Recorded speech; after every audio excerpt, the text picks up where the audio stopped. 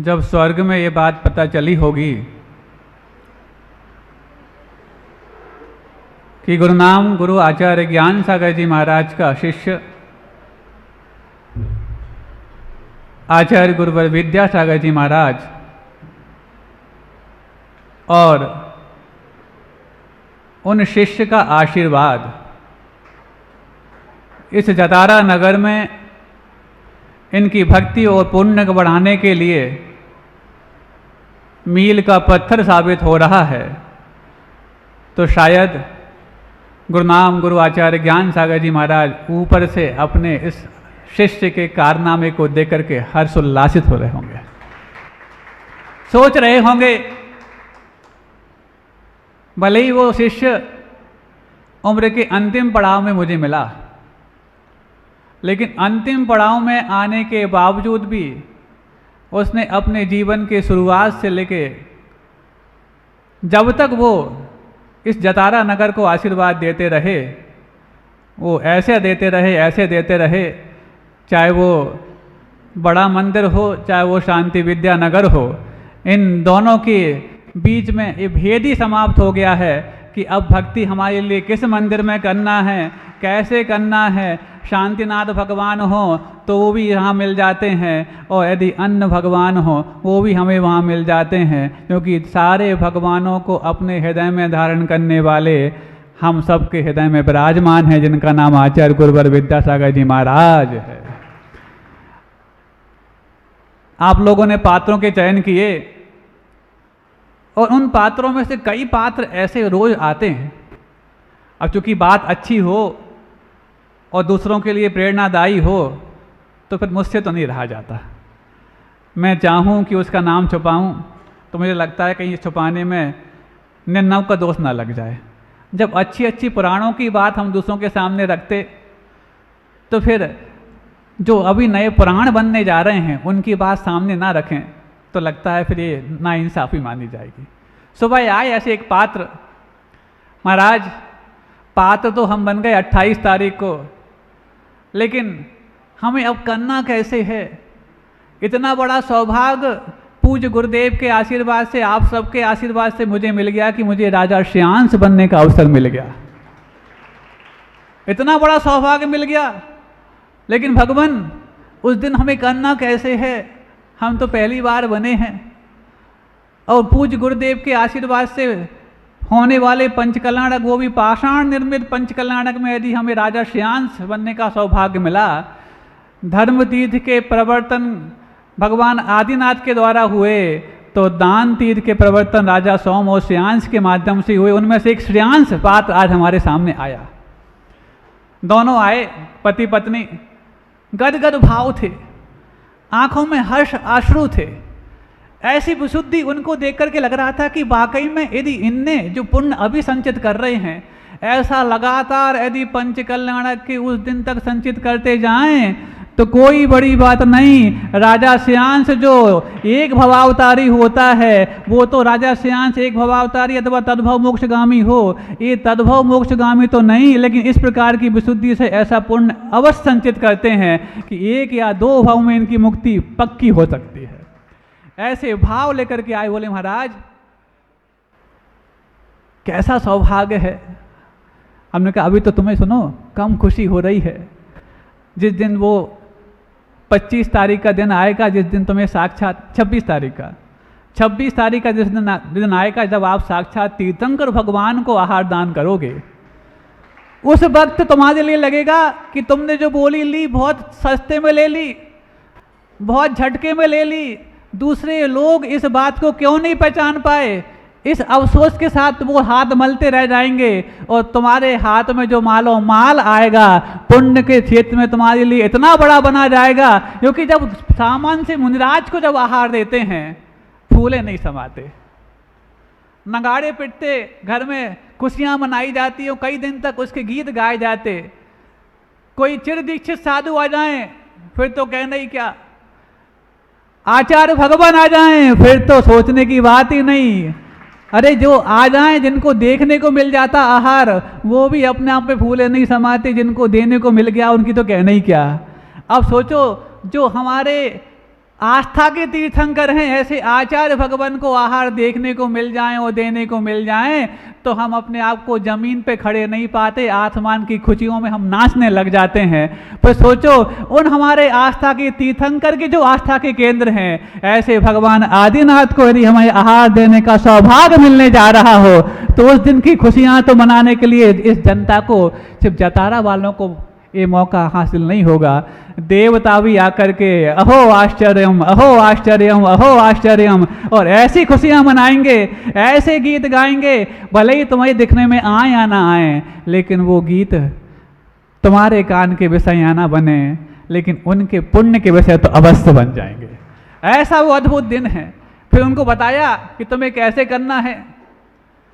जो भाव लेकर आए थे, हमने कहा जी इतना सदपात्र आया है, इतने अंधे मनोभाव से दान देने के बाद जिसके अंदर एक और हर्ष हो रहा है, प्रतिदिन दान देने के बाद हर्ष बढ़ता ही जा रहा है, उसको पुण्य बढ़ाने में कोई नहीं रोक सकता। कोई कितना भी नकारात्मक सोच क्यों ना आ जाए, उसकी पुण्य की बराबरी कोई कर नहीं सकता। ऐसे प्रतिदिन कोई ना कोई पात्र आते रहते हैं, क्योंकि आज का प्रसंग इसलिए आज बताए जा रहे हैं ताकि बाकी सबको ही पता लगता चला जाए। अब ऐसे पात्र बनने के बाद आपको लग रहा हो किसी एक व्यक्ति की तारीफ कर रहे हैं, हम व्यक्ति की तारीफ कभी नहीं करते, व्यक्तित्व की तारीफ के जब मौका आ जाए तो कभी चूकते भी नहीं हैं। तुम्हें लगता होगा कि डिलू के पापा बने हैं, डिलू बना है राजा श्रेयांश, हम डिलू की बात ही नहीं कर रहे, हम तो उस व्यक्तित्व की बात कर रहे हैं कि पूज्य गुरुदेव का कैसा आशीर्वाद कि अभी वो पात्र पूर्णता बने नहीं है, मात्र भूमिका बनाई है और करते करते उस दिन की प्रतीक्षा कर रहे हैं, इतने में वो इतने रोमांचित हो रहे हैं। ऐसे शिष्य के आशीर्वाद को देख करके गुरुनाम को आचार्य ज्ञान सागर जी महाराज भी फक्र मना रहे होंगे कि कैसा चोखा सिख हमने पैदा किया कि जिनका आशीर्वाद दूर से भले ही सही, परोक्ष में भी जिसको मिल जाता है उसके रोम रोम पुलकित हो जाते हैं। बताओ, अब ये बात जब किसी साधु के मुख से निकल रही है, इसलिए नहीं मिल रही कि उनने खुद बहुत बड़ी बोली ली है।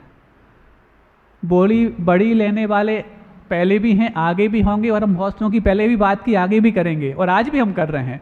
प्रतिदिन नए नए पात्रों की हम बात करते हैं, लेकिन जब प्रसंग सामने आता है तो प्रसंग पर अवश्य बोलते हैं। तो सुनो, उनने जो भाव किए होंगे उससे उनने क्या पुण्य कमाया हमें नहीं मालूम, पुण्य का फल क्या पाएंगे। हमने बता दिया कि एक दो भाव में भी यदि इस प्रकार के भाव बनाते रहे तो वो पक्का मुक्ति तो पा ही जाएंगे, लेकिन साक्षात उनके पुण्य का प्रमाण आप देखो कि जब साधु बड़े बड़े लोगों से भी प्रभावित तो नहीं होते, उनका पुण्य ऐसा संचित हुआ कि आज उनको अपने प्रवचन का विषय बनाने के लिए तैयार हो गए। क्या प्रवचन के विषय दूसरे नहीं बन सकते थे क्या? धन वालों का धन मुनिराज के मुख से एक शब्द निकालने के लिए भी कारण नहीं बनता, लेकिन पुण्य वालों का पुण्य जब सामने आ जाता है तो धन वालों का धन भी फीका पड़ जाता है और मुनिराज उनकी बात करने से हिचकते नहीं हैं। ऐसे लोगों से प्रेरणा लेकर के यहाँ के दान दाताओं को सोच लेना चाहिए कि जो भी उनने दान राशि घोषित की, राशि तो बाद की बात है, जो भी पात्रता तुमने अपने दिल में बनाई है, उस पात्रता के माध्यम से तुमने क्या पूंजी पाई है, इस पूंजी को सोचो। कई बार लोग आ जाते बोले महाराज राजनेता आ गए, हम करोड़ों खर्च कर रहे राजनीति में, चुनाव में, बस एक इशारा आपका यदि जनता को मिल जाए तो इस जनता के लिए हम करोड़ों की योजना ला लेंगे। क्या इशारा मिल जाए? बस एक बार कह दो महाराज फलां पार्टी को, फलां उम्मीदवार को आपका आशीर्वाद है, वो करोड़ों खर्च करके और करोड़ों का योजनाओं का लाभ आपको दे करके साधु के मुख से सिर्फ इतना कहलवाना चाहता कि हमारा आशीर्वाद उसको है, इतना मात्र कहने में उनका इतना खर्च करना का मन बन सकता है। सोचो उस साधु के आशीर्वाद और आशीर्वचन की कितनी कीमत हो सकती है।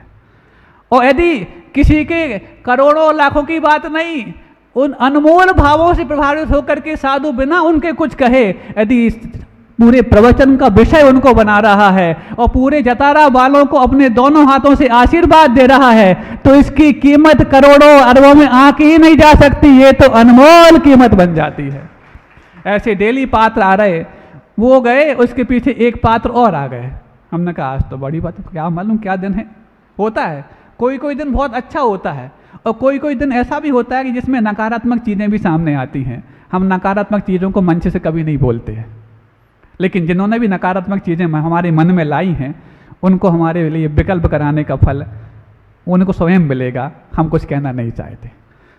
लेकिन यदि तुमने साधु के बात को मात्र रख लिया है तो वो वर्षों तक तुम्हारी बात को दूसरों के सामने प्रसन्नता के लिए कारण बना सकते हैं। और जो इस बात को नहीं समझ रहा है और अपने धन में से कुछ छुपा करके रखने की कोशिश कर रहा है, उसको सोचना चाहिए कितना बड़ा वो घाटे का सौदा कर रहा है।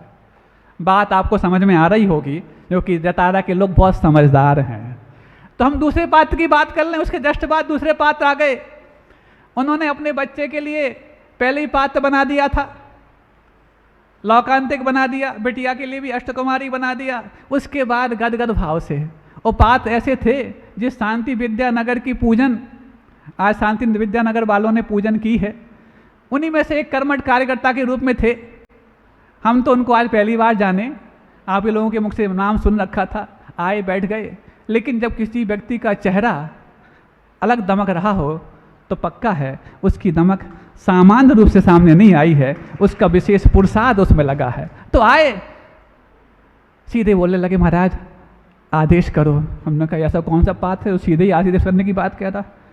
कई बार तो लोगों को बुलाना पड़ता, बुलाने के बाद उनको समझाना पड़ता, समझाने के बाद फिर घर में कुछ अलग समझ जाते। वो सुन रहे हो, यहाँ बुलाना पड़ता, अलग से समझाना पड़ता, और समझाने के बाद घर जाके कुछ अलग समझ जाते वो, और घर वालों की बात में आकर के साधु की बात को अलग से समझाने लग जाते वो।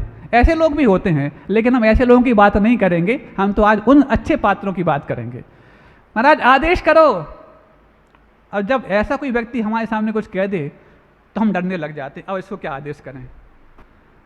वैसे तो हम डरते कभी नहीं, लेकिन जो पूरा जिम्मा हमारे ऊपर छोड़ देता है, फिर हमें सोचना पड़ता है कहीं मेरे कुछ कहने पर इसकी आस्था को कोई ठेस तो नहीं लग जाए, इसकी आस्था भी सुरक्षित रहे और इसके आस्था के साथ साथ इसके अरमान भी बढ़ते चले जाएं। ऐसा बीच का रास्ता सोचने में दिमाग बहुत लगाना पड़ता। महाराज आपने यदि सोच लिया है तो कुछ हमारे भले के लिए सोचा होगा। ये विश्वास ही आपके सामने ये बोल रहा है कि आदेश करो। बहुत बड़ी बात है। आपने यदि सोच लिया है तो हमारे भले के लिए ही सोचा होगा। ये विश्वास के आधार पर ही हम बोल सकते हैं कि भगवान आदेश करो। कितनी बड़ी बात सोचो तो। ये अनमोल शब्द हैं। ये बड़े बड़े प्रवचनकारों के मुख से भी कई बार दिमाग से आ पाए नहीं, लेकिन एक छोटे से पुण्यशाली के प्रभाव से साधु के मुख से निकलने वाले होते हैं। आदेश करो महाराज। हमने कहा भैया पहले आदेश करने के पहले हम हिस्ट्री समझ लें क्या है, क्योंकि बैकग्राउंड देखे बगैर और ग्राउंड पर यदि खेलने निकल जाओ तो पता पड़ा आउट होने के चांस ना हो जाएं। मन में सोचा ऐसा, उनसे तो नहीं कहा हमने। तो उन्होंने अपनी बैकग्राउंड बताई। हमने कहा कोई बात नहीं, सब अच्छा हो जाएगा। लेकिन यदि हमें पता होता कि इतना अच्छा पात्र है तो इस पात्र को तो हम अटके पहले ही नियुक्त कर देते कि तुम्हें अब ये पात्र बनना है, क्योंकि जो स्वयं बोल रहा है कि आदेश करो। लेकिन फिर भी आज के समय में बचे जितने भी सीमित पात्र थे, उन सीमित पात्रों में एक विशेष पात्रता उनने हासिल कर ली, जिसका नाम यज्ञ नायक है। ऐसे ऋषभ माते परिवार। बहुत बड़ी बात है बंधुओं। पैसे की कोई बात नहीं, दिल की बात है। क्योंकि पैसे वाले तो सभा में 28 तारीख को भी बैठे थे और आज भी बैठे हैं, लेकिन दिल वालों की बात करने से साधु कभी चूकता नहीं है। ऐसे दिल बड़े वाले, पैसे भले कितने भी हों, राशि कितनी भी बड़ी हो, लेकिन अपने दिल के माध्यम से साधु को भी प्रसन्न करना जानते हैं। उनको साधु का आशीर्वाद आत्मा के प्रदेश प्रदेश से निकलता है। ये 4 इंच का आशीर्वाद उनको देने की आवश्यकता है ही नहीं है। ऐसे सारे पांच जिन्होंने दिल से साधु को प्रसन्न किया है, उन सबको हमारे आत्मा के प्रत्येक प्रदेश से आशीर्वाद है। अब इस आशीर्वाद को हमने आज सिर्फ 2 पात्रों की बात कही, इसके पहले और भी रोज करते आ रहे हैं। वो सारे पात्र जिन्होंने एक बार में साधु की बात मानी है। महाराज साधु की बात नहीं मानी, साधु को कुछ कहना ही नहीं पड़ा, उसके पहले वो मान करके आए थे। ऐसे पात्र भी, चाहे सौधर्म परिवार हो, चाहे वो और भी कुबेर परिवार हो, महायज्ञ नायक परिवार। महायज्ञ नायक तो ऐसा निकला, उसको बाद में बताया गया कि तुम्हें ये पात्रता दे दी गई। धन हो गया महाराज, आपने इस योग तो समझा कि हमारे पूछे वगैरह भी हमारे लिए पात्र बनवा दिया। सोचो कैसा पुण्य कमाया होगा उसने। और आज छोटी मोटी तो थी नहीं, बिना उससे पूछे। तो महाराज जब उनने कुछ कहा नहीं तो कैसे उनका नाम आ गया। उनने ये बहुत पहले बोल दिया था, इस नाचीज का जहाँ पर भी उपयोग संभव हो सके, यदि आप मेरा उपयोग करवा देंगे तो मैं आपकी इस पूंजी के आगे अपने आप को किंकर पाऊंगा। सुन रहे हो कितने बड़े शब्द हैं ये। और ये शब्द जब साधु के दिल को छू लेते हैं, वो इतना पुण्य बढ़ा लेते हैं कि उसके पुण्य की देवता भी आके प्रशंसा करें तो लगता है कि प्रशंसा छोटी हो गई, पुण्य उससे भी बड़ा है। ऐसे लोगों को इस जतारा वासियों ने अपनी पात्रता का विषय बनाया है। इस जतारा नगर का परम धन और परम भाग्य है कि ऐसे पात्रों के यहाँ संरचना बन रही है, संयोजना हो रही है। गुरुदेव भी बड़े पुलकित हो रहे होंगे कि आशीर्वाद को इतना बड़ा रूप देना जतारा वालों को आता है, ये तो मैं भी सोच करके हतप्रभ हूँ। और अपने शिष्य के आशीर्वाद से आचार्य ज्ञान सागर महाराज भी हर्षित हो रहे होंगे कि कैसा शिष्य तैयार किया कि उनके धरती पे रह पर भी ये उनके आशीर्वाद की महिमा जानते थे। और आज जब वह स्वर्ग के देवता बन गए हैं तो भी उनके आशीर्वाद की महिमा को अपने दिल में वैसे ही बिठा के रखे हैं। धन है जतारा वालों, धन है जतारा वालों। कौन कह रहा है बताओ? ऐसे वो स्वर्ग के दोनों देवता आज चर्चा कर रहे होंगे। ऐसे प्रतिदिन पात्र बनते जा रहे हैं। पूरे पात्र जितने अभी तक बने हैं, जिन्होंने एक बार में बात मानी है और बाद में ये कहा महाराज कुछ भी हो जाए हम आगे पीछे नहीं होंगे, वो आगे पीछे इसलिए नहीं हैं कि उन्होंने किसी छोटे से साधु से बात की है, इसलिए नहीं हो रहे हैं आगे पीछे क्योंकि दो दो गुरुओं के आशीर्वाद को उन्होंने अपने आजू बाजू लगा के रखा है। इस तरफ होंगे तो हमें आचार्य विद्यासागर जी संभाल लेंगे और इस तरफ होंगे तो हमें आचार्य ज्ञान सागर जी संभाल लेंगे, और यदि हम पीछे यदि हुए तो आचार्य समय सागर जी तो हमें पीछे से संभालने के लिए हैं ही। अब तो मात्र मुझे आगे ही बढ़ना है, आगे ही बढ़ना है, और आगे बढ़ने में कौन रोकने वाला है? दुनिया पलक पावड़े बिछा के बैठी है कि तुम आगे तो बढ़ो, हम तो आपके स्वागत के लिए तैयार हैं। ऐसा जब मंत्रिमंडल तैयार हो रहा हो, भारत का मंत्रिमंडल जब तैयार होगा 9 तारीख को सुना है होने वाला है, लेकिन यहाँ का मंत्रिमंडल तो तैयार अपने आप हो रहा है बिना शर्त समर्थन। हालांकि कुछ लोग होते हैं शर्त लगाने वाले, उनकी बात मंच से कहीं नहीं जाती। वो कौन है वो स्वयं जानते होंगे और भगवान जानते होंगे और दोनों आचार्य महाराज मुंह पर से जान रहे होंगे कौन है, सब समझ रहे हैं। लेकिन ऐसे लोगों ने कौन सा पुण्य कमाया है? राशि से पुण्य कमाना ये तो सौदा माना जाता है, लेकिन भावों से और समर्पण से पुण्य कमाना ये सेवा मानी जाती है। और सेवा के मामले में जतारा वालों की कोई सानी नहीं।